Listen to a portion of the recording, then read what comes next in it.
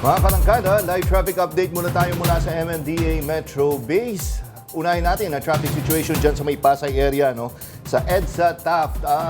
Hindi katulad dito sa Quezon City na medyo maulan, no? Dyan sa Pasay mukhang maganda ang panahon. Unahin natin yung nasa left side ng inyong mga screens. Ito ang traffic situation dyan sa may EDSA Taft. Tulad na sinabi ko kanina, yung nasa left side, yan yung galing ng Parañaque, galing ng Coastal Road, papunta ng Makati, papunta ng Ortigas at papunta ng Cubao. Nagkakaroon ng build-up ngayon habang papalapit kayo sa may Malibay, Pasay area at Taft area. Samantalang nasa right side ng inyong mga screens, yan yung galing naman ng Makati, galing ng Pasay, papunta ng Parañaque at Coastal Road. Sa mga oras ito, sa nakita natin, moderate naman ang daloy ng trapiko habang papalapit kayo sa Rojas Boulevard. Samantala, ito naman ang sitwasyon dyan sa may EDSA P. Tuason. Sa mga hindi pamilyar, ito yung dyan sa may Cubao area. Medyo basa ang kalsada dahil tulad ng sinabi ko kanina, maulan dito sa Quezon City, kaya ingat mga motorista. Unahin natin na sa kanang bahagi ng inyong mga screens, yan yung northbound lane ng EDSA P. Tuason. So ito yung galing ng Makati, galing ng Mandaluyong, at baybay ng Quezon City papuntang Cubao, papunta ng Kamuning area. Sa mga oras na ito, walang magiging problema ang mga motorista. Maluwag naman ang daloy ng trapiko considering na rush hour ngayon. Although, pag tinignan mo sa dulo ng screen, no, pagdating doon sa may underpass, parang medyo mamula-mula. So, ibig sabihin, nagkakaroon ng build-up doon. Samantala, nasa left side ng inyong mga screens, ang southbound lane naman yan ng EDSA P. Tuason. So, yan yung galing ng Kamuning, galing ng Cubao, papunta ng Santolan Flyover. At sa hagip ng ating kamera ay maluwag pa naman ang daloy ng trapiko sa mga oras na ito. September 15, 2025, Lunes. Happy World Health Day mga kaarangkada!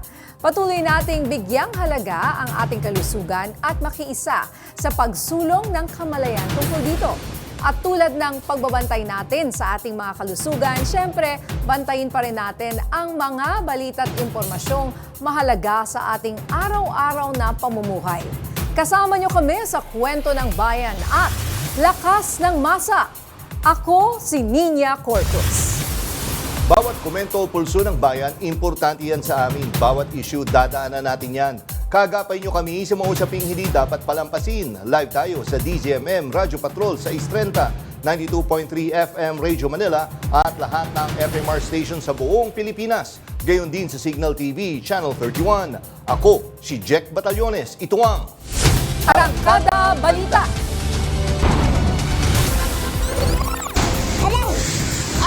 Ay, ganahan ko! Rider na lumusong sa baha, muntik matakay ng agos. Bumigay na footbridge, inanod. Dalawang bangkay ng lalaki na hinihinalang sinalvage, natagpuan sa magkahiwalay na lugar sa Cebu.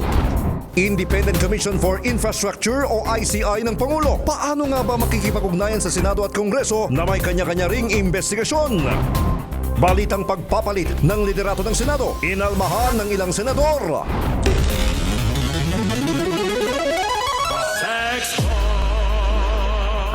Sex Bomb Girls! Inilabas na ang teaser video ng kanilang reunion concert. Binaha ang iba't ibang lugar sa Davao Region bunsod ng matinding ulan. Isang rider ang muntik ng tangayin ng agos sa Davao City. At isang footbridge naman ang bumigay at tinangay ng baha sa Davao Oriental. Yan ang umaarangkadang balita ni FMR News Davao Oriental Correspondent Noreen Igonia.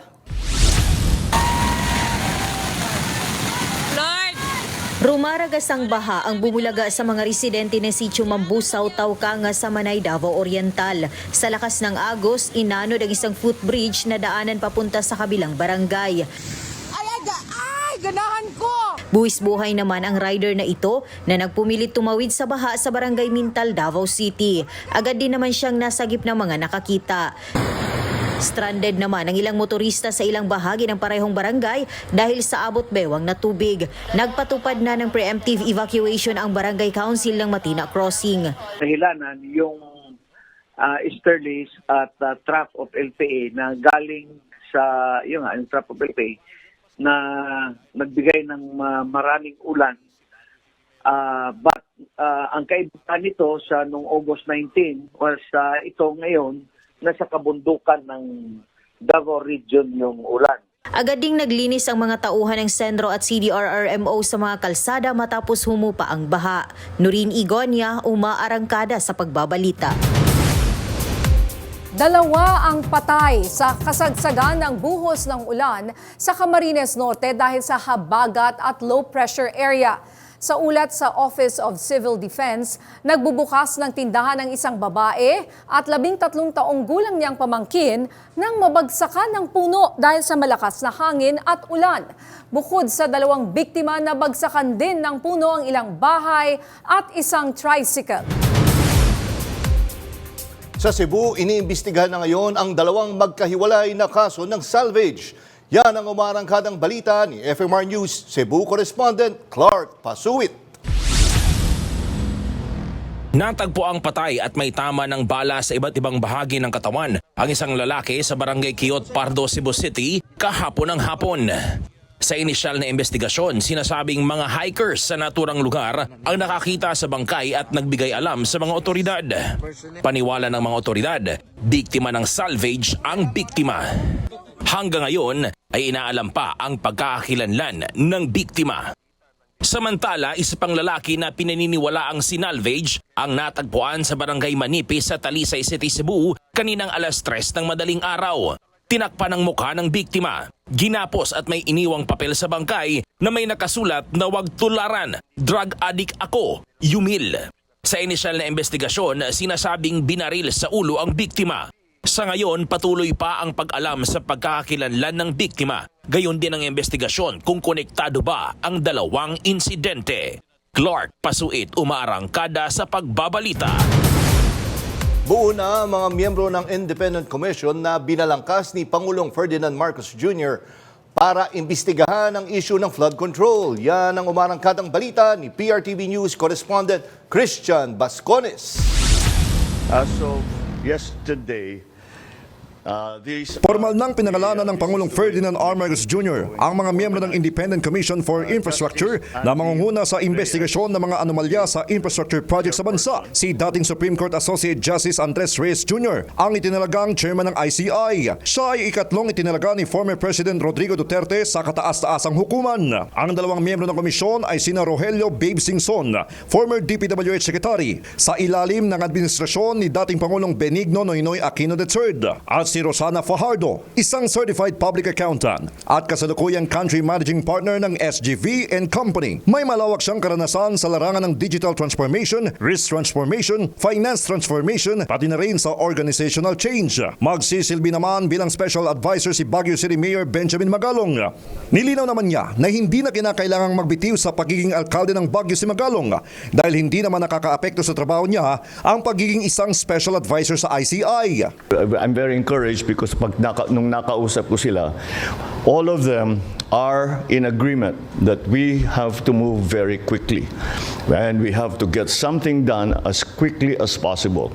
Hindi pwedeng mapanis lahat nitong information na binigay ng taong bayan doon sa isumbong mo sa Pangulo. May kapangyarihan ng ICI na mag-imbestiga, mangalap ng ebidensya at magsagawa ng pagdinig laban sa lahat ng opisyal at empleyado ng gobyerno. Ganon rin sa iba pang mga individual na sangkot sa anomalya sa pagpapatupad ng di lamang ng flood control, pati na rin ang iba pang mga infrastructure projects ng pamahalaan sa loob ng 10 taon. Saka naman ipapasa ang kanilang rekomendasyon sa ibang ahensya ng gobyerno gaya ng Ombudsman, COA at DOJ. Samantala, nirerespeto naman ng Pangulo ang sentimiento ng lahat ng nagsasagawa ng kilos protesta basta mapanatili itong mapayapa. Look, what we have found, you have to remember, I brought this up, and it is my interest that we find the solution to what has become a very egregious problem. And since this has all been exposed, well, it's actually known to many people, but it has now been exposed to the general public. Do you blame them for going out into the streets? If I wasn't president, I might be out in the streets with them. Christian Bascones, umarangkada sa pagbabalita. Pinabulaanan ng ilang miyembro ng mayorya at minorya sa Senado na may niluluto na namang pagpapalit sa kanilang liderato. Isang linggo matapos palitan ni Senate President Tito Soto si dating Senate President Francis Escudero. Yan ang umarangkadang balita ni PRTV News correspondent Zandro Ochona live mula sa Senado. Zandro, nako, unang-una, itong balita na to ay weekend pumutok. Saan ba nanggaling yung balitang yan or chismis na yan? Naku, nagsimula rin kasi yan ng kumpirmahin, Jack, ng ilang mga leader ng Kamara. Yung issue, yung naglutangang post sa social media, kaugnay nga dyan. Pero ngayon, wala naman nangyari, walang palitan ng liderato dito sa Senado. Kanina, isa sa mga natalakay, yung mga napansin ng minorya, kaugnay nga doon sa mga naging pagpapasya ni Senate President Tito Soto na hindi ikinukonsulta o hindi pinagbobotohan sa plenaryo. Pero babalikan natin mamaya yan, Jack, dahil nga nitong weekend ay umugong yung balita na may niluluto raw ang minorya dito sa Senado para makuha ang Senate presidency. Very devious. Ganito inilarawan ni Senate President Tito Soto ang ugong na may kilos ang minorya sa Senado para palitan siya bilang Senate President. Git pa niya ni hindi pa nga nakakapag-hearing ang bagong Senate Blue Ribbon Chairman na si Senador Ping Lacson. Tanong pa niya, ano ang ikinatatakot nila? Si Lacson tinawag itong fakey breaking news sa kanyang X account. Pekean niya at layunin itong lokohin at lituhin ng mga tao habang nagbabaka sakaling may taga-mayoryang maniwala at tumalon sa kabila. Pero kung sina Senador Rodante Marcoleta at Senador Amy Marcos ang tatanungin, wala rin silang alam. Hindi ko naman alam yan. Hindi naman ako chismoso. Interview ni na Senator Soto yun at saka si Senator Ping, hindi naman ang galing sa amin eh. Walang pinag-uusapan na ganun. Ang pinag-uusapan lang namin is staying alive. Ito, kung magkukuna ulit, hindi ko na naman alam. Ang babaeng clueless ang title ko. Si Senate Majority Leader Mig Zubiri ibinahagi sa media ang kanilang caucus habang nagtatanghalian kanina. Pero 12 lang sila sa litrato dahil humahabol sina Senador Lito Lapid at Pia Cayetano habang naka-maternity leave daw si Senador Camille Villar. Senator Lacson. Jack, sa Huwebes, nakatakda ang susunod na pagdinig ng Senate Blue Ribbon Committee sa ilalim ng pamumuno ng bago nitong chairman na si Senador Panfilo Ping Lacson. At balikan ko lang din, Jack, kanina yung binabanggit ko dahil nga nagsorry si Senate President Tito Soto doon sa kanyang mga kasamahan dito sa Senado kung tila nagkaroon nga ng kalituhan kaugnay doon sa pagpapasya kay Bryce Hernandez dahil nga matapos yung kanyang pagharap doon sa Kamara ay nagdesisyon na dalhin siya sa PNP Custodial Center at nagdesisyon din na ilipat naman itong weekend sa Pasay City Jail at ngayong umaga, kanina umaga ay ibinalik na siya dito sa premises ng Senado. Jack. And yun nga, Zandro, no? Mula sa Pasay City Jail, paano na pagkasunduan na ibalik? Bakit kailangan mula Pasay City Jail, which is questionable na nga, doon pinadala, no?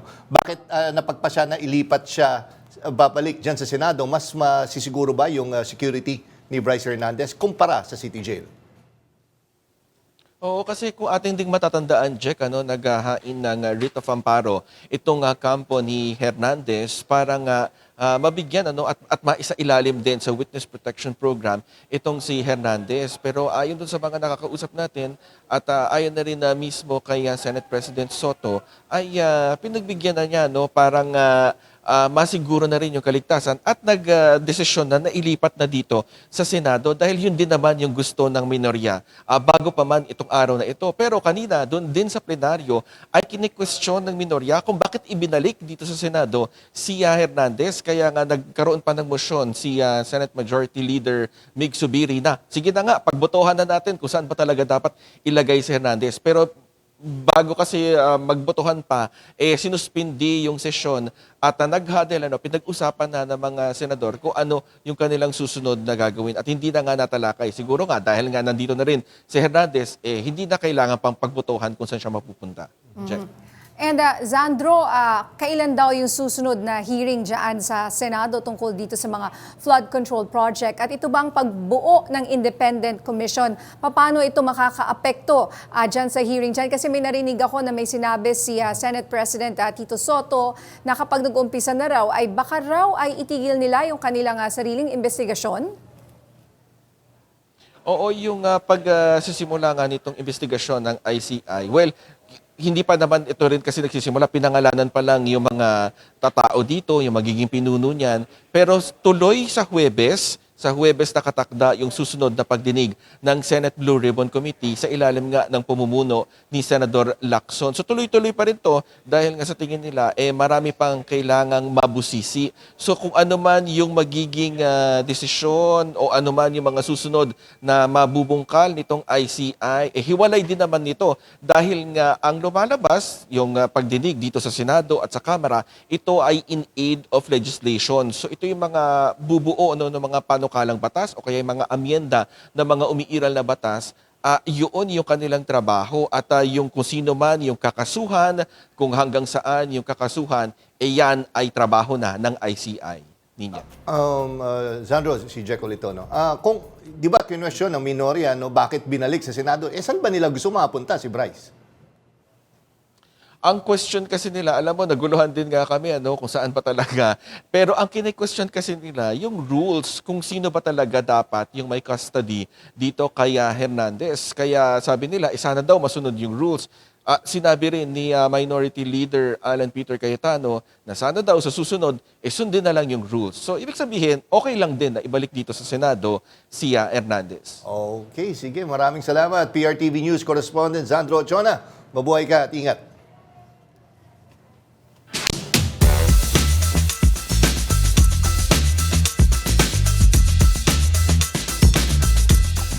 Bumabaha ng kontrobersya ang isinasagawang investigasyon ng Kamara at Senado sa mga maanumalyang flood control projects.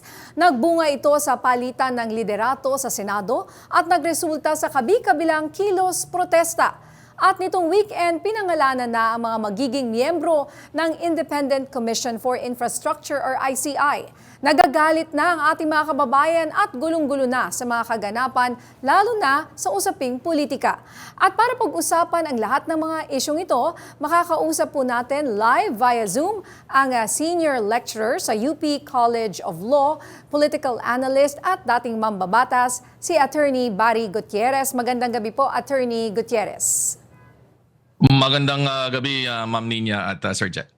Okay, una po sa lahat, Attorney, ano po ang tingin nyo dito sa mga bumubuo ng ICI at nakasama rin yung rumor dati na masasama si Mayor Magalong at lumalabas na yung rumor na ito turned out to be true?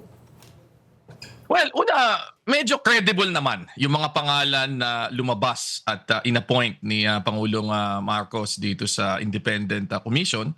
Siyempre, si Secretary Babe Singson, napaka well-respected na former DPWH Secretary nung panahon ni President Aquino. Si Justice Reyes, siyempre, dating maestrado naman ng Korte Suprema. At meron kang isang eksperto galing sa SGB, managing partner nila. So, in terms of yung mga membro nung komisyon, tingin ko naman ay medyo mahihirapan namang magreklamo kahit sino dahil mukha namang kung independence at magandang reputasyon ang pag-uusapan, meron naman itong mga pinangalanan ng ito. Kung meron ng controversial dito, tingin ko ito pa nga si Mayor Magalong, given na may mga nag-raise ng issue dun sa kanyang pagiging isang incumbent elected official at yung compatibility nitong kanyang posisyong kasalukuyang hinahawakan bilang mayor ng Baguio dito sa dagdag na posisyon na binibigay sa kanya. So, aside from that, tingin ko naman na maayos naman yung mga pangalang nabanggit na magiging bahagi nitong independent commission na ito. And Attorney, of course, may nakapansin nga din, yung isa doon is yung dating appointee po ni dating Pangulong Rodrigo Duterte. So finally, makikita ba natin, of course, nandun pa rin yung pagdududa pa rin kay Mayor Magalong ng mga ibang sektor, no? Tingin ba natin talaga, eventually, magbabacktrack talaga tayo nang mapupunta tayo doon sa investigation natin sa dating administration or higit pa? Kumbaga, hindi tayo magpo-focus sa 2022 to 2025. Well, klaro naman ang mandato na binigay ni Pangulong Marcos dito sa commission, di ba? 10 years going back ang kailangang imbestigahan insofar as itong mga infrastructure projects na ito ay concerned. Focus in particular o priority dun sa mga usapin ng flood control projects. Ngayon, sa kaso ni Justice Reyes, ako naman, appointee siya ni dating Pangulong Duterte. Pero dahil naupo naman siya sa Korte Suprema, di ba? At bilang maestrado, kahit paano, sanay naman siya sa expectation na maging impartial Ako tingin ko kailangan naman nating bigyan ng na medyo bukas naman dapat ang ating pag-iisip dito at tingnan natin kung anong gagawin niya. But definitely, Sir Jack, tingin ko imposibleng hindi tingnan yung mga naganap na proyekto o yung mga posibleng anomalya na naganap sa nakaraang administrasyon. Kung sakaling ito ay lalaktawan at hindi imbestigahan, kaagad-agad merong malaking question mark dito sa credibility ng independent commission na ito. Kaya tingin ko naman hindi sila mahuhulog sa particular na trap na yan. At tingin ko magiging bukas naman sila na talagang tingnan ng mainam. Hindi lang yung mga nangyari sa nakaraang 3 taon, pero pati yung mga nangyari posible nitong nakaraang administrasyon. Lalo na doon sa mga initial testimonies ng mga kontraktor tulad nga nung mag-asawang Diskaya, sinasabi nila at klaro sa records na nung panahon ni dating Pangulong Duterte, sila ay operational at in fact, tumaas ang kanilang kita. Nagsimula noong 2016, 99 million. Natapos noong 2022, 20.5 billion. So obviously, yung ganong klaseng revenues na kinita ng isang firm na under investigation, definitely indicator yan na dapat silipin din yung mga transaksyon na naganap sa nakaraang administrasyon. Attorney Barry, base po sa inyong professional opinion, gaano po kalakas itong independent commission na ito? Hanggang saan po yung kanilang powers? Kumbaga kasi marami nga ang nagsasabi at naririnig ko pag nakikinig ako ng mga balita at opinion na very limited daw ang kanilang powers at hindi nga sila pwedeng magsampa ng kaso sa mga taong involved. Tama po ba? Agree ako completely sa punto mo, Ma'am Nina. In fact, yan ang limitasyon ng pagbubuo ng isang investigative commission through executive order. Dahil hindi nga batas ito, madaming hindi pwedeng ibigay na kapangyarihan ang Pangulo. For example, merong power to subpoena pero walang power to actually hold anyone in contempt. So ang nakalagay lang dun sa Executive Order 94, kung sakaling hindi ka sumunod sa subpoena at ikaw ay government official, ikaw ay pwedeng maging subject sa disciplinary action. Pero totoo lamang yan para sa mga opisyal na under the control and supervision ng executive o ng Pangulo. Paano kung congressman? Paano kung senador? Paano kung empleyado ng Senado?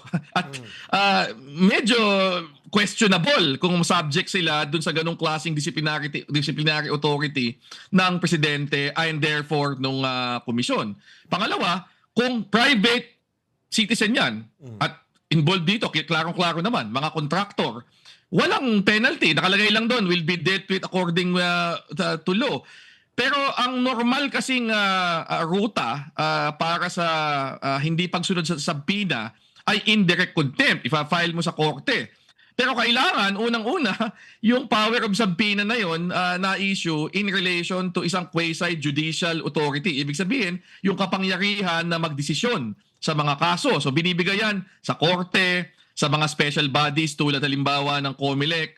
Pero itong independent commission na ito, dahil created lang ng executive order, malaking question mark kung considered itong quasi-judicial body. Ako, personal kong pananaw, hindi. Kaya tingin ko wala talaga itong power to subpoena. Kaya malaking limitasyon yan dahil pwede kang magpatawag ng tao pero pag hindi sumunod, very limited yung pwede mong gawing hakbang para mapuwersang mag-attend o kaya mag-produce ng mga dokumento. Bukod dyan, yung access sa madami mga ebidensya, kailangang idaan through requests. Ang terminong ginagamit ng EO 94, request yung mga appropriate agency. So, even yung access nila to documents na potentially pwede maging ebidensya dito, kailangang dumaan sa pakiusap sa mga existing government agencies at hindi nila pwedeng direktang ikumpel na ibigay sa kanila itong mga dokumentong ito. So, very limited yung kapangyarihan and sa dulo, kung may madidiscover sila mga anomalya, recommendatory ang kanilang power, di ba? Pwede silang mag-recommend sa DOJ, pwede silang mag-recommend sa ombudsman, pero sa dulo, itong mga institusyong ito ay sila pa rin ang huling magdidesisyon kung sakali mang kakasuhan nga o papailan ng kaso, itong mga i-recommend na pangalan ng commission na ito. So ako, ito na yung siguro pinaka malakas na kapangyarihan na pwedeng ibigay ng presidente through EO. Pero dahil nga EO lang, malinaw na malinaw yung mga limitations. Kaya yun naman ang dahilan kung bakit si Congresswoman Laila de Lima ay nananawagan pa rin na mag-fast track na lamang ng pagpasa ng isang batas na magbibigay kapangyarihan sa ganitong klaseng independent commission dahil sa dulo, sa ilalim ng ating sistemang legal, unless batas ang nag-create ng isang commission, very limited yung mga powers na pwedeng ibigay dito. At kitang-kita ito dito sa independent commission na binuo ni Pangulong Marcos. Yun nga, Well, sa akin po, pag nakikinig po ako sa inyo, parang sayang naman tong independent commission. Impressive na ito. yung Kumbaga, composition parang, niya inasahan natin ng ilang linggo, pero in the end, parang mas wala pa siyang ngipin compared to the Senate and Wala nang ngipin, Congress. tali pa Kumbaga, kamay. mabuti pa wala na lang. Parang may ganun. Di po ba? Kasi parang nakaka-frustrate since naman. wala Ang naman daming- pala silang very powers. limited, di ba? Oo. Very limited pala. Saka kahit gaano pa ka-impressive yung composition niyan, kung limited naman pala ang ano nila, Opo. So maganda po yung sinasuggest ni Congresswoman Laila de Lima na sana maging batas na lang para magkaroon po ito ng ngipin. Ano? So ano po, how possible is that? Yung ganyang pangyayari, baka pwede po natin ipanawagan na ganun para naman may saysay at may mapanagot itong independent commission. Well, sa Congress naman, sa Senado at sa Kamara, where there's a will, there's a way. Di ba? So, sa totoo lang, kung talagang ipa-fast track nila yon, di ba? Through committee, and then through second reading, and then through third reading, at parehong bersyon ang ipapasa ng Kamara at ng Senado, wala akong nakikitang dahilan kung bakit hindi pwedeng magawa ito ng mabilis. Di ba? Ibig sabihin, a matter of weeks instead of yung usual taon na binibilang natin dito. At kung, di ba, given na mukha namang importanteng issue ito kay Pangulong Marcos, sinabi nga niya kanina, sa akin nga nagsimula nito di ba? Doon sa aking sinabi ng SONA, baka naman pwede niyang i-certify as urgent, which means pwedeng sinyalis din ito sa mayorya ng Senado at ng Kamara na bilisan yung pagpasa niya. Kasi sa katotohanan, ito sasabihin ko naman, tingin ko hindi naman completely useless yung independent commission. Ang isang pinaka-value niya, tinatanggal mo yung investigasyon mula sa isang body na maaring biased tulad ng House at ng Senate dahil nga siyempre, yung mga ibang taong napangalanan o baka makinsaklaw ng investigasyon, nakaupo sa mga committee doon. Ito, kahit paano, medyo malayo naman. Yung mga membro, hindi naman under investigation. Hindi naman nasangkot dito. Pero, yun nga, limited yung kanilang pwedeng gawin. Pwede silang mag-investigate, pwede silang mag-recommend. Pero sa dulo, yung pagpapile ng kaso, at ito, para sa akin, yung pinaka-importante, yung compulsion, yung puwersahang makakuha ng testigo, yun yung kulang dito. So, Yun nga. baka nga ang best path forward, i-fast track yung batas. Yun Para nga. mabigyan ng ngipin itong komisyon na ito. Kumbaga yun nga, attorney and partner, di ba? Sobrang frustrated tayo na pag yung Congress, hindi nila pwede patawag ang senador. Dahil, or vice versa, kasi nga yung interparliamentary courtesy. So finally, nagkaroon ng independent na pwedeng ipatawag. Ang problema, pwede palang hindi sumipot. Yes. Di ba? Yeah! Wala Kasi magko-compare sa patawag sila ng patawag nila Pwede silang halimbawa i-ghost. yung isa sa mga congressman na napangalanan doon sa affidavit ng mga diskaya. Pag sinabing ayoko magpunta, ano nga gawin nila? I suppose pwede sila magreklamo sa Congress and then request nila na isanction. Pero other than that, wala silang legal authority para parusahan yung hindi pupunta. Ganun din, masi contractor nga patawag nila yung mga diskaya o actually yung mga ibang yung mga ibang DPWH natanggal na sa pwesto. So ibig sabihin even yung mga yon. Kung sabihin nila ayaw namin humarap sa komisyon na ito, wala silang magagawa walang power of contempt. So normally kasi yan, kung halimbawa House o Senate, iko-contempt, kaya pwede kang ipakulong, di ba? Pero kung itong independent commission walang ganong kapangyarihan, wala silang kumbaga stick na pwedeng gamitin para puwersahin itong mga pinapatawag nilang testigo na aktual na humarap sa komisyon na ito. So malaking pagkukulang 'yon dito sa powers nung komisyon. And that's a very big possibility, attorney, na hindi sila sisipot. Kasi bakit nga naman ako, papahirapan ko ba buhay ko? Oo, ba't mo... Nasa balita ba't na mo nga ako. pupunta ka doon sa Alas na lang kanan, wala akong igigisa mo yung sarili tinatago. mo, di ba? Oo, ang galing-galing ko, di ba? Oh, ba't mo igigisa yung sarili mo? Totoo. So parang good luck na lang sa ICI. Mukhang napakahirap ng kanilang trabaho ngayon. Oo, pero let's give ICI a chance siguro. Yes, Tingnan of muna natin course. makapagsimula, Oo, di ba? Yes. Pero ito, attorney, bago namin kayo pakawalan, partner, no, ito nitatanong ko. Kasi lately, kabi-kabila, itong mga rally natin. At medyo naguguluhan, let's face it, naguguluhan yung mga taong bayan kung sino mo yung nag-organize. Hindi nila alam kung para sa tamang cause sila o baka nagagamit na sila ng isang sektor. Anong mapapayo mo, sir, doon sa mga gusto naman na ilabas yung kanilang sentimiento? Una, tingnan kung sino yung mga taong involved doon sa nananawagan.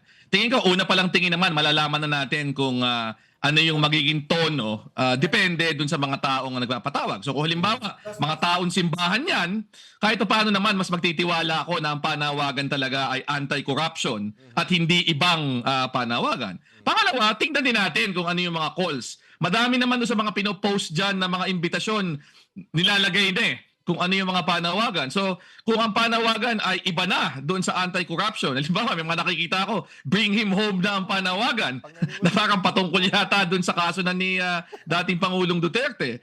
Baka naman kung hindi talaga yun ang yung nasa puso mo, baka dapat i-consider mong wag magpunta sa ganong klaseng rally at baka sakaling magamit ka lang sa hindi mo naman kinusuportahan na kausa. Pero ako tingin ko, konting discernment lang ang kailangan. Tingnan ng mabuti kung sino yung nag-organize, tingnan kung ano yung mga initial calls na sinasuggest dito sa mga mass actions na ito, at mag-ingat. Di ba? Siguraduhin na yung pupuntahan natin ay talagang pinaniniwalaan natin at sumasang-ayon doon sa ating panawagan na magkaroon talaga ng pananagutan dito sa naging dambuhalang issue na ng korupsyon sa infrastructure, lalo na sa usapin ng flood control. Sige, maraming salamat. Attorney Barry, tama. Pag narinig mo yung bring him home, well, mag-isip ka na kung go home ka na lang siguro. Maraming salamat, Attorney Barry Gutierrez. At ingat po kayo, sir. Mabuhay po kayo. Mabuhay din at salamat, Sir Jack at Ma'am Nina. Itinatag na ng Malacanang ang Independent Commission for Infrastructure o ICI sa gitna ng mga alegasyon ng malawakang anomalya sa mga flood control projects ng DPWH. Ngunit tanong ng marami, paano naman ito makikipag-ugnayan sa Kongreso at Senado na may sarili ring mga investigasyon? May umaarangkada ang balita si PRTV News Correspondent Mari Ocampo. Opisyal nang itinatag ni Pangulong Ferdinand R. Marcos Jr. ang Independent Commission for Infrastructure sa ilalim ng Executive Order No. 94. Mandato nitong siyasati ng mga flood control projects sa nakalipas na 10 taon, kabilang ang umano'y overpricing, ghost projects at kickback schemes. Habang nagpapatuloy ang Senate Blue Ribbon Committee at mga hearing sa Kamara, tiniyak ni Bicol Saro Party List Representative at House Infra Committee Chairperson Terry Ridon na hindi magbabanggaan ang mga investigasyon. I think the President already mentioned this earlier. No? Sabi naman niya ay hindi naman ho magkabangga ito pong mga proceedings po ng Senado at Kongreso at ng ICI. No? Kasi syempre sa Kongreso at Senado in aid of legislation po ito at yung pong ICI ay para po talaga sa pagpapanagot. Sa kabila nito, binigyang diin din niya na kailangang mapanatili ang pagiging independent ng ICI, lalo na laban sa panghihimasok ng publiko at politika. So ayaw natin pangunahan, sa totoo lang po yung ICI. Ibig sabihin po nito, dapat independent din po, I guess, of yung pong goings on ng public opinion. So sila hong magpasya. Ayaw natin silang pangunahan kung paano ho nila ito gagawin.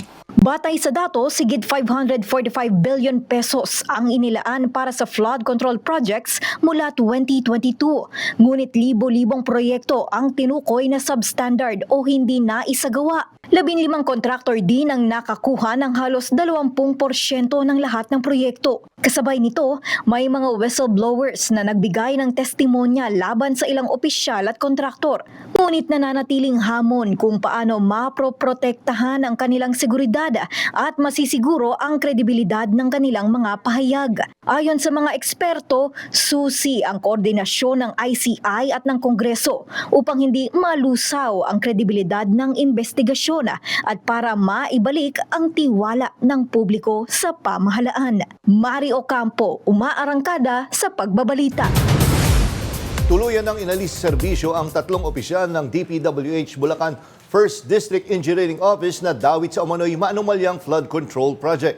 Kabilang dito sina dating Assistant Engineer Bryce Hernandez, Construction Section Chief JP Mendoza at Accountant na si Juanito Mendoza.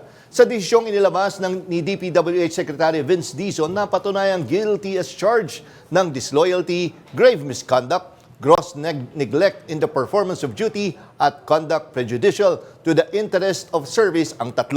Pinatawan ang 3 ng perpetual disqualification na nagbabawal sa kanilang humawak ng anumang posisyon ng gobyerno. Kinansela ng pamahalaang lokal ng Zambales ang proyektong hawak ng isa sa 15 contractors na pinangalanan ni Pangulong Ferdinand Marcos Jr. na nakakuha ng flood control project sa bansa. Yan ang umaarangkadang balita ni FMR News Northern Luzon correspondent Rod Izon.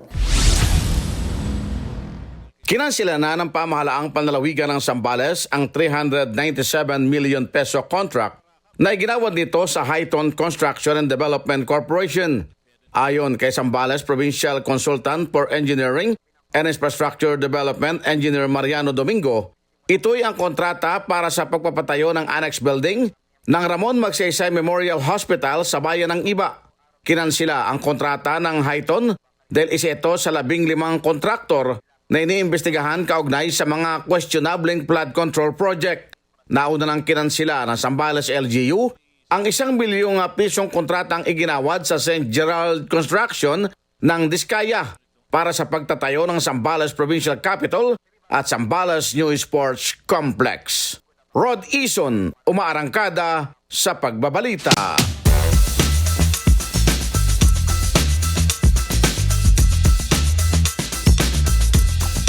Ibinalik na sa kustodiya ng Senado si dating DPWH official na si Bryce Hernandez mula sa Pasay City Jail. Nung nakarang linggo, hiningi ni Hernandez sa Infracom na mapunta siya sa poder ng Kamara at huwag na ibalik sa Senado. Pero matapos pumalag sina Senator Rodante Marcoleta at Alan Peter Cayetano mula sa PNP Custodial Center ay muli nang ibinalik sa kustodiya ng Senado si Hernandez. At para pag-usapan ito, pati na ang mga susunod na Infracom hearing, makakausap natin si Bicol Saro, Party List at Chairperson ng Infracom na si Congressman Terry Ridon. Magandang gabi po, Congressman Ridon. Welcome po ulit sa Arangkada Balita. Ay, magandang gabi. Maraming salamat sa pag-imbita. Yes, Congressman Terry, no? Mula sa PNP Custodial, napunta sa Pasay City Jail ngayon, balik sa Senado. At kayo mismo ang nakausap noon ni Hernandez sa Infracom hearing na hiningi niya sa inyo yung nirequest niya na mapunta sana sa kustodiya siya ng Kamara. Pero ngayon, nandun na naman siya sa Senado. Ano po reaction niyo dito? Well, yung most recent development po, hiningi na po talaga ni Engineer Hernandez sa Senado po, no, yung pagbabalik sa Senate premises. No. I think this is more acceptable compared po doon sa kanyang kalagayan sa Pasay City Jail. No. At I think yan na po yung magiging arrangement niya moving forward. Lalo't isasalang po siya sa pagdinig po ng Senado sa darating pong Huwebes.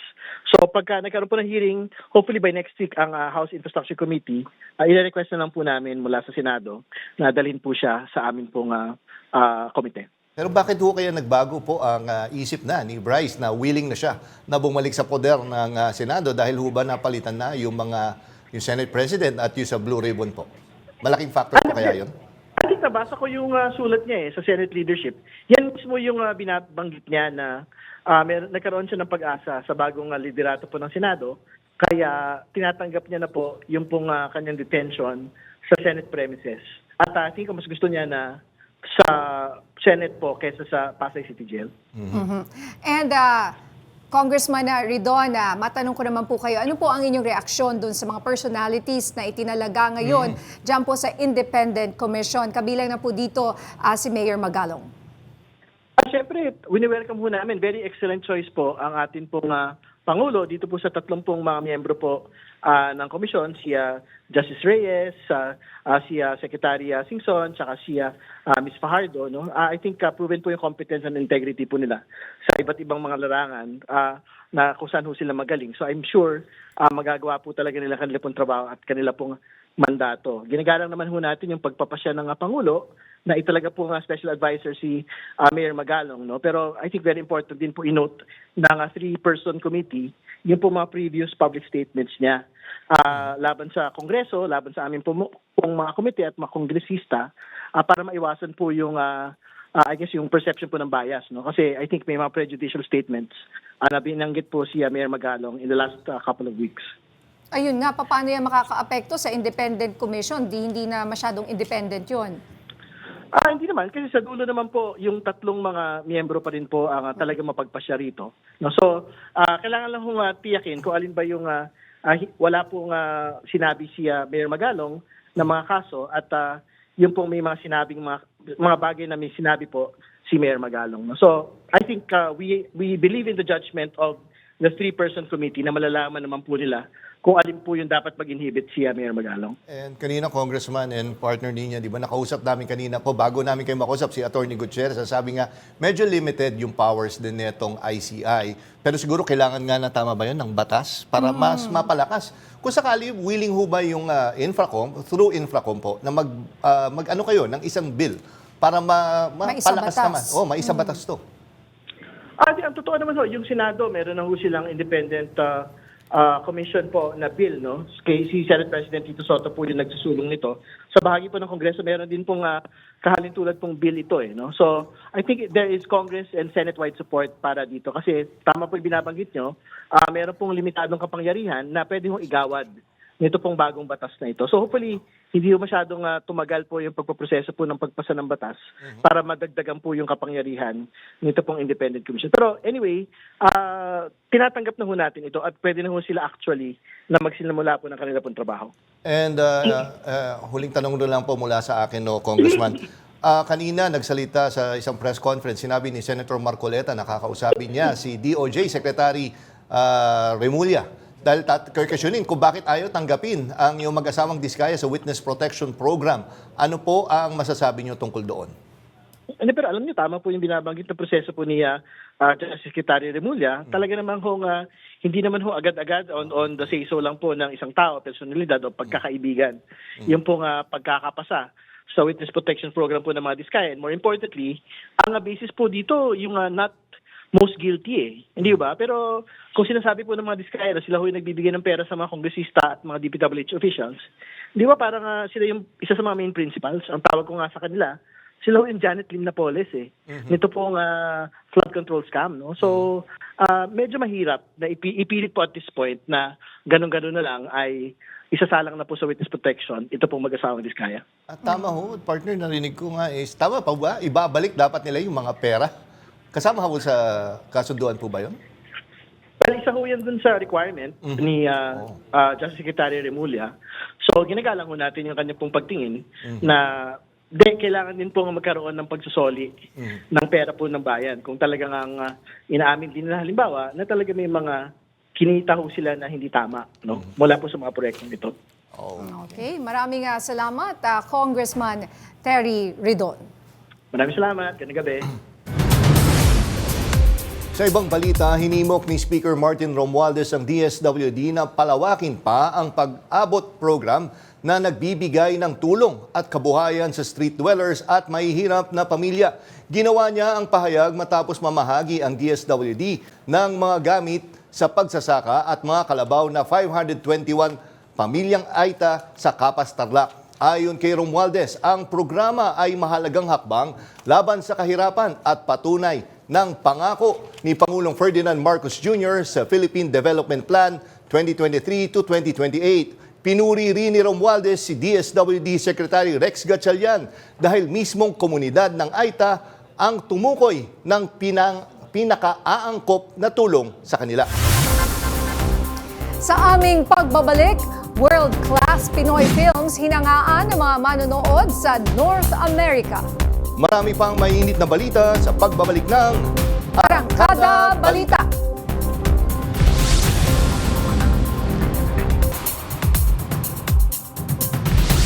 Balak na rin silipin ng Senado kung papaano hindi nasita ng mga kasino ang pagsusugal ng ilang kawani ng gobyerno gamit ang pera ng taong bayan. Gid ng isang senador, dapat ay may tao na rin ang Anti-Money Laundering Council sa mga kasino. Yan ang umarangkadang balita ni PRTV News correspondent Zandro Ochona. To assist our investigator in investigating virtual asset. Sa pagsalang ng hinihinging budget ng Anti-Money Laundering Council o AMLAC sa Senado, binigyang diin ng ilang senador na dapat ay magkaroon ng mekanismo para hindi na maulit ang sinasabing pagsusugal ng ilang opisyal ng DPWH sa Bulacan. Sana merong taga-AMLA na nandun mismo sa loob ng casino, sa booth, na kung saan nagkakaroon yung transaction, yung actual transactions na nagka-cash in and then nagka-cash out, or cash out and cash in, the other way around. So meron nagbabantay talaga, nakikita yung every transaction. Po sa rules namin sa kasabatas po, hindi po required ang AMLC to be present in each and every covered person po na nire-regulate namin. Pero po pag-aaralan po namin kung po pwede po namin gawin yun. Dagdag pa ng Executive Director ng AMLAC, nagre-report naman ang mga kasino kung may kahina-hinala. Nagpa-file po ang ating mga casinos ng covered transaction reports at suspicious transaction reports regularly. If they find na may mga suspicious activities, they will file transaction reports. Ito po mga transaction reports na ito, pag-aralan namin particularly po sa kaso nito yung mga public officials po natin gumagamit ng mga kasino. Ito ang nagiging basihan sa kanilang pagsasampa ng civil forfeiture case, gayon din ng paglabag sa money laundering. Sa ngayon anya ay iniimbestigahan na nila ang pagsusugal ng mga opisyal ng DPWH kasama ang PAGCOR at mga nabanggit na kasino at hinihintay na lang ang resulta nito. Si Senator Erwin Tulfo maghahain ng resolusyon para maimbestigahan at panagutin ang mga kasino na hindi nakikipagtulungan sa AMLAC. Git niya, ni hindi man lang sila nagduda o kaya'y isinumbong sa AMLAC kahit milyong-milyong cash na pala ang dinadala nila sa kanilang mga kasino. Zandro Ochona, umaarangkada sa pagbabalita. Suportado rin ni House Speaker Martin Romualdez ang binuong Independent Commission on Infrastructure. Magandang oportunidad aniya ang ICI para malinis ng tuluyan ang sistema. Sinang-ayunan rin niya ang pahayag ni Pangulong Ferdinand Marcos Jr. na walang may takas pagdating sa pananagutan. Aniya, bahagi na ng prinsipyo ng Kamara ang pagsusulong ng transparency at ang maibalik ang tiwala ng publiko. Hindi aniya magiging kanlungan ng maling gawain ang Kamara at kahit ang mga miyembro nito ay di po protektahan oras na mapatunayang may paglabag. Pero iginiit niyang tuloy pa rin ang sariling investigasyon nito sa maanumalyang flood control projects in aid of legislation. Umani ng samot-saring reaksyon ang panukala ni Health Secretary Ted Herbosa na huwag isama sa zero balance billing ang mga irresponsableng motoristang madadawit sa road crash. Yan ang umaarangkadang balita ni PRTV News correspondent Mari Ocampo. Pinag-aaralan ng Department of Health ang polisiya na magde-disqualify sa mga motoristang nasangkot sa aksidente sa kalsada mula sa zero balance billing kung sila ay lasing o hindi nakasuot ng helmet at seatbelt. Iginiit ni Health Secretary Ted Herbosa na umabot na sa higit 13,000 ang nasawi sa mga banggaan at iba pang road crashes noong 2023. Babala niya kung walang konkretong hakbang, mas marami pang buhay ang maaaring mawala o mauwi sa habang buhay na kapansanan. If we do not act, we will end up with a population that either died on the road or permanently disabled. Well, today, I am announcing that if you are admitted because you are not wearing a helmet, you're not wearing a seatbelt, you were drinking, you are not now disqualified from the zero balance. Ngunit pinitik ng ilang grupo ang planong ito ng ahensya. Giit ng Lawyers for Commuter Safety and Protection, malinaw na lumalabag ito sa prinsipyo ng due process at separation of powers dahil hindi umano tungkulin ng DOH at PhilHealth na maghusga sa mga kasong dapat dumaan sa hukuman. Dagdag pa ng grupo, labag din ito sa constitutional rights sa kalusugan at equal protection. Sinegundahan ito ni Manibela Chairperson Mar Valbuena na idiniing trabaho ng DOH na magpagaling ng tao nang walang diskriminasyon. Aksidente yan, hindi man naka-seatbelt yan, hindi man naka-helmet yan, nagbabayad pa rin po ng buwis yan. Mag-focus sila sa pagpapagaling ng mga na-aksidente, may sakit, trabaho na po ng mga pulis, ng ating kapulisan at ng mga enforcers yung pag-iimbestiga po dito. Paliwanag ni Herbosa, nananatiling sakop ng zero balance billing ang mga biktima ng aksidente sa kalsada. Ngunit ang mga driver na may contributory negligence tulad ng hindi pagsusuot ng helmet, seatbelt o pagmaneho ng nakainom ang posibleng tanggalin sa benepisyo. Sa ilalim ng kasulukuyang programa, libre ang lahat ng pasyenteng nakakonfine sa basic wards ng mga government hospital. Higit 26.4 billion pesos na ang nagugol ng gobyerno para bayaran ng hospital bills ng mahigit 250,000 na pasyente mula Hulyo ngayong taon. Mari Ocampo, umaarangkada sa pagbabalita. Nasa kalsada na muli ang tinaguriang Love Bus.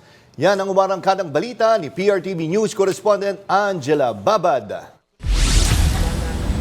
Isa sa pinakamalaking hamon sa pang-araw-araw ni Dr. Raimundo Anico, head ng Persons with Disabilities Affairs Office sa Navotas, ay ang pagko-commute. Bilang ako ay PWD na may orthopedic disability, na napakahirap po mag-commute na despite our disability ay mahirap. Yun yung pinaka-primary talaga problema na sa mga PWD, mag-transfer from gumamit ng mga public utility vehicle na hindi equipped na para hindi sila PWD friendly. Batid ng pamahalaan ang sentimiento ng sektor ng PWDs, kaya inilunsad nitong Sabado ang tinaguriang Love Bus sa Valenzuela Gateway Complex. Mapapansin na ginamit pa rin ito ang lumang logo na sumikat noong dekada 70, panahon ni Pangulong Ferdinand Marcos Sr. Libre naman ang pagsakay dito sa buong buwan ng Setyembre at simula Oktubre, libre ang pamasahe para sa lahat ng pasahero tuwing rush hour na 6 a.m. to 9 a.m. at 5 p.m. to 8 p.m. Pero ang PWDs at senior citizens, libre kahit anong oras. Ang kakaiba dito sa Love Bus na to, ito yung nauna na PWD-friendly na Love Bus. Darami pa to,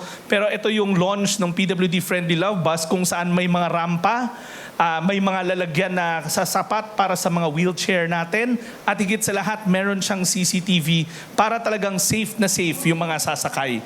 At hindi naman huto para sa mga PWD lamang, kundi para to sa lahat ng mga pasahero na dumadayo dito sa Valenzuela Gateway Complex patungo sa Metro Manila. Isa sa mga ruta ng Love Bus ay mula Valenzuela Gateway Complex papunta sa Parañaque Integrated Terminal Exchange o PITX. Kailangan lamang magpresenta ng ID para makasakay, pero mas makabubuti kung ida-download ang Love Bus app para sa karagdagang impormasyon sa mga ruta at mas mabilis na proseso sa pagsakay at pagbabayad. Bukod sa mas pinadaling biyahe, isa rin sa layunin ng proyekto ayon kay DSWD Undersecretary for Operations Pinky Romualdez ay ang pagbibigay hanap buhay sa mga PWD. Anya, bukod sa Love Bus, 20 bus na ang ginagamit bilang private transport service ng mga kumpanya na pinangangalagaan at pinatatakbo ng higit sa 2,000 PWDs. Angela Babad, umaarangkada sa pagbabalita. Dalawang pelikulang Pilipino ang nagniningning sa global stage sa North America. Sa Cine Pride Film Festival sa Los Angeles, nagwagi bilang Best Lead Performance ang RuPaul's Drag Philippines Season 1 winner na si Precious Paula Nicole at ang direktor nitong si John Galvez bilang Best Director para sa Lip Sync Assassin.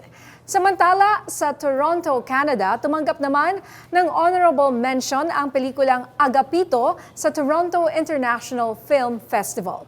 Mula sa North America, may umaarangkadang balita si Nico Hernandez. Exclusive!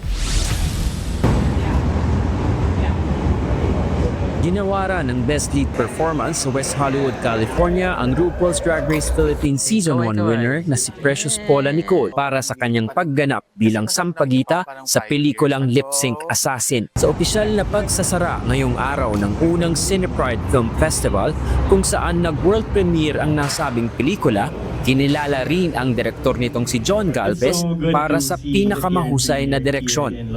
Ang Lip Sync Assassin ay kwento ng isang drag queen na napilitang maging assassin upang masuportahan ang kanyang anak at maalagaan ang inang may karamdaman. Bagamat makulay at puno ng aliw ang mundo ng drag na inilalarawan sa pelikula, sumasalamin ito sa kahinaan ng mga sistemang panlipunan na nagtutulak sa mga tao na gumawa ng mga hakbang para lamang mabuhay. Ayon sa direktor na si John Galvez, layunin hindi lamang niya maging ng iba pang mga storytellers na maipakita na ang survival story ng isang karakter ay maaaring magsilbing salamin ng lipunan at nagbibigay paalala at aral sa mga manonood. Si Sampaguita, when I was writing it, kasi si Sampaguita, biktima din siya ng sistema, ng korupsyon.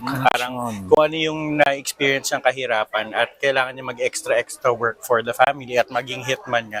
It's because of the system, yung system sa Philippines at yun yung yung effect sa buhay ng mga Pilipino, especially sa mga LGBT community. Yes. Ang Cinepride Film Festival ay nagtatampok ng mga kwento ng LGBTQIA+ mula sa iba't ibang panig ng mundo. Mahigit 30 pelikula mula sa shorts, features hanggang documentaries ang ibinakita. Patunay na ang queer storytelling ay may mahalagang puwang sa world stage. Para kay Precious Paula Nicole, ang kanyang pagganap sa pelikula ay hindi lamang isang milestone sa kanyang career bilang performer, kundi isang pagkakataon na maipakita ang husay at kakayanan ng Pilipino sa global audience. Mula drag stage patungong International Film Festival, dala niya ang kwento at kulay ng drag at LGBTQIA+ community ngayong nakatakda ring ipalabas sa 29 Queer Film Festival sa 29 Palms, California ang pelikula sa susunod na linggo. I thought andun na ako sa punto na naabot ko na yung gusto kong ma-achieve sa Drag Race Philippines, pero sabi ko ay iba pala kapag inopen mo pa yung sarili mo sa mga possibilities. So sabi nga nung isang friend ko, kapag may nag-offer sa'yo na bagong opportunity, mag-yes ka lang ng mag-yes. Kasi ito na nga, dahil nag-yes ako, nandito tayo ngayon sa Hollywood. Just goodbye. Pero syempre, thank you po kay Sir John. Dahil hindi naman ito magiging possible kundi po dahil sa kanya. Samantala, sa Toronto, Canada, nakamit din ng pelikulang Agapito ang honorable mention mula sa prestiyosong Toronto International Film Festival. Kilala ang TIFF bilang isa sa pinakamalaking film festival sa buong mundo. Pagkilalang ito ay mahalaga para sa mga Pinoy filmmakers, patunay sa lumalakas na pagtanggap sa pelikulang Pilipino ng international audience. Nico Hernandez, umaarangkada sa Pagbabalita. Alright, congratulations. Mabuhay ang pelikulang Pilipino. Sana mapanood rin natin dito sa Pilipinas. Mukhang maganda. Yung mga pelikula, Very grabe. Ang interesting. ganda nung nila. Ang galing rin ng mga actors. Sa nakita natin sa trailer. Congrats sa inyo ha. At yan ang mga balitang umarangkada ngayong araw. Ako si Nina Corpus. At ako naman si Jack Batallones para hindi mahuli sa usapan. Kapit lang hanggang sa susunod na Arangkada Balita.